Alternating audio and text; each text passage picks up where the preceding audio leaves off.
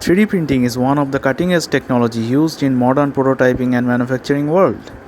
This technology has given us the opportunity to break the barrier of not achieving many shapes that were so hard to get in traditional process.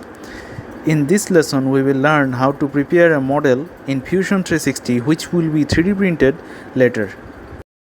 In the screen, you can see a solid body. This body is created using the solid commands and it is a nerve surface. To make it a 3D printable file, I have to convert it to a mesh file such as STL, OBJ or 3DMF. Mesh file is created by the polygons or triangles.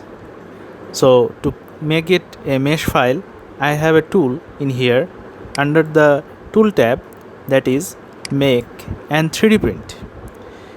By clicking to the 3D print, you have a dialog box which will allow you to select a body, mainly a solid body.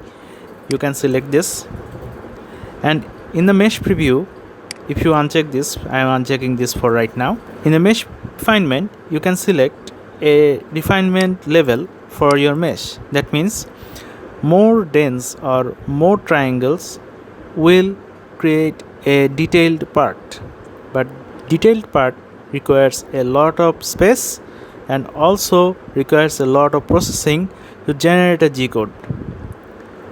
Also, less mesh creates less detail, but they are easier to process and they can be manufactured easily. So I am taking medium as a refinement and previewing the mesh. You can see that by the preview we can see this shape, nerve shape, will be created by the small triangles, and these triangles are much dense to explain this model, and we can open it in the slicer software to create the G-code. You may have sent 3D printed utility as output in the when you will be opening this 3D print dialog box for the first time, but you should not check this if you don't have this kind of print utility like Mesh Mixer, Print Studio, Preform or Custom. So I suggest not to click this if you are exporting an STL or OBJ file. So now everything is ready, and if I select OK, that will allow me to find a directory to save this body.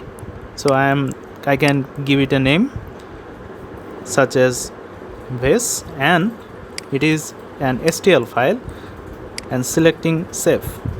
So immediately the file is saved and I have a vase in the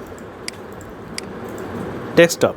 Now what I can do is to open this vase in a 3D printing software. Sorry, I have created it once. So I have imported this in the 3D printing software and it looks okay. You can see some of the triangles can be visible from the detailing, and it is a mesh file. So now it is ready to generate the G-code for your 3D printer, and it can be processed in the slicer software. So that's how you can convert these nerves solid using this 3D print command and create a STL file from that. So I hope you understood how to export this file and start to 3D print. Good luck.